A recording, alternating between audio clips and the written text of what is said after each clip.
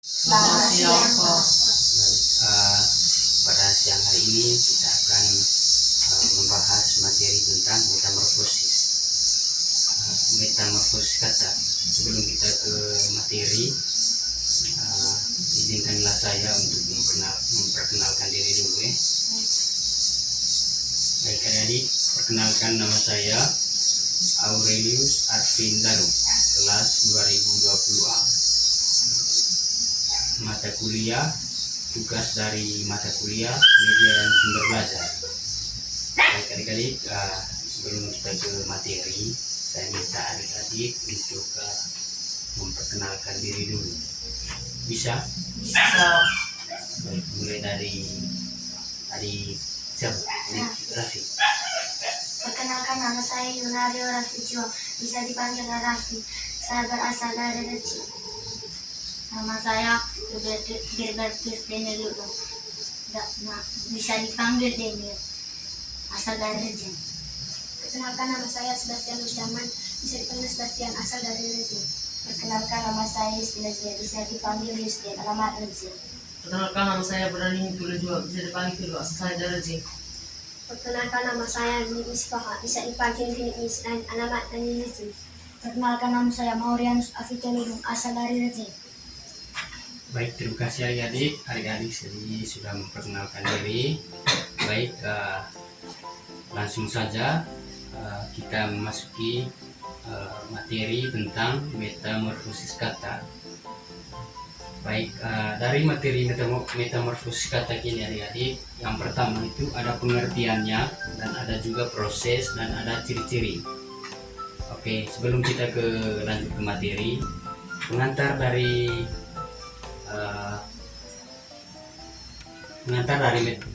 materi metamorfosis katak ini, yaitu katak merupakan hewan yang bisa hidup di darat dan di air. Hal ini juga yang menjadikan hewan tersebut unik dan berbeda. Baik, yang pertama adik-adik, yaitu pengertian metamorfosis katak. Ada yang tahu pengertian metamorfosis katak? Ada yang tahu? Tidak tahu? Oke, Pak akan menjelaskan ya.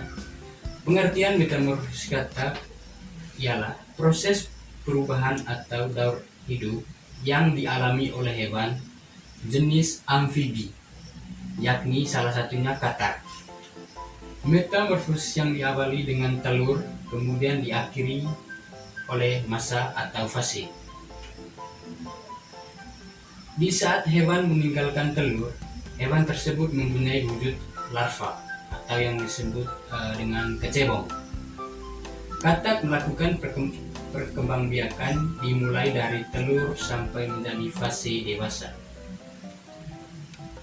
Sistem reproduksi atau siklus hidupnya dengan cara fasilitasi eksternal atau di luar tubuh. Baik, ya, yang kedua adik-adik, yaitu proses metamorfosis. Oke, adik-adik coba perhatikan gambar ini ya. Yang pertama itu proses metamorfosis katak, yaitu yang pertama itu mulai dari telur. Dari telur, setelah telur kecebong, setelah kecebong katak muda, setelah katak muda katak dewasa. Oke, sebelum penjelasan tentang proses atau ya penjelasan proses metamorfosis kata, saya minta adik-adik untuk menunjukkan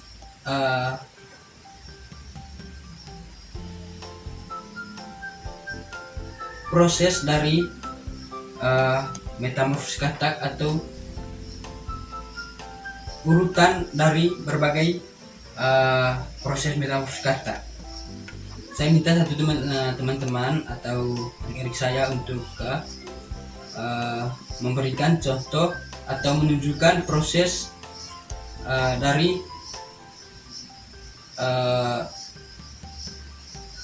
metamorfosis kata ini atau urutan-urutan dari metamorfosis kata. Oke, saya minta satu adik-adik untuk ke depan. Biar sini ke Raffi.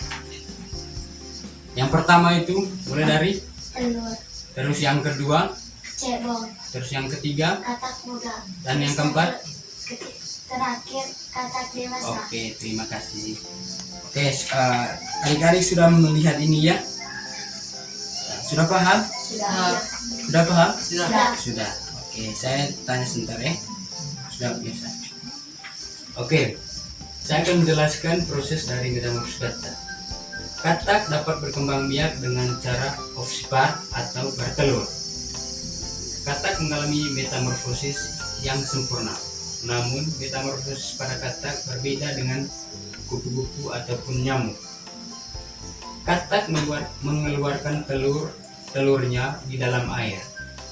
Dengan telur yang berlendir, maka tampak seolah-olah menyatu dan melekat suatu dengan yang lain. Kemudian telur akan berubah membentuk kecebong atau berudu. Lalu berudu-berudu tersebut hidup di dalam air serta bentuknya pun mirip dengan ikan.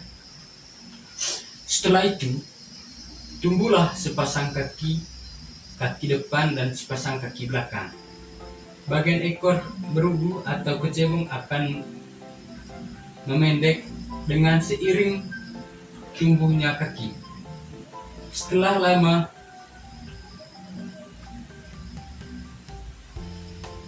lama kelamaan, ekor berudu akan menjadi katak muda dan akhirnya seiring berjalannya waktu akan tumbuh terus-menerus menjadi katak dewasa.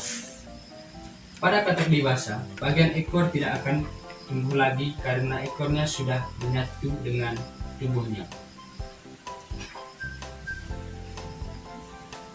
Yang ketiga, ciri-ciri katak.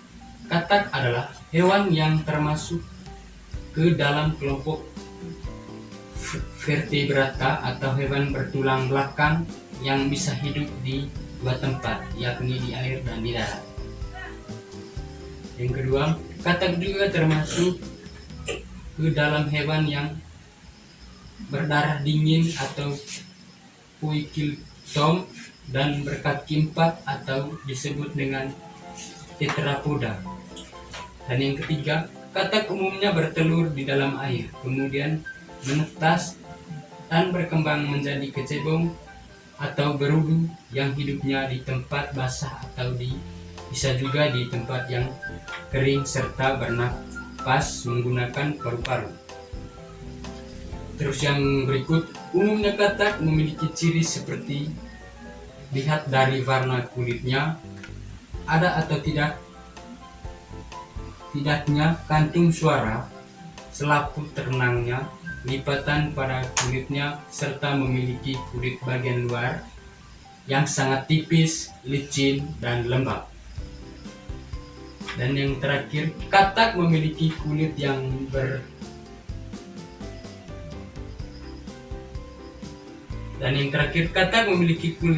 bergranula halus dengan tanpa adanya sisik serta ada 2 buah tangkai atau mempunyai kaki 4.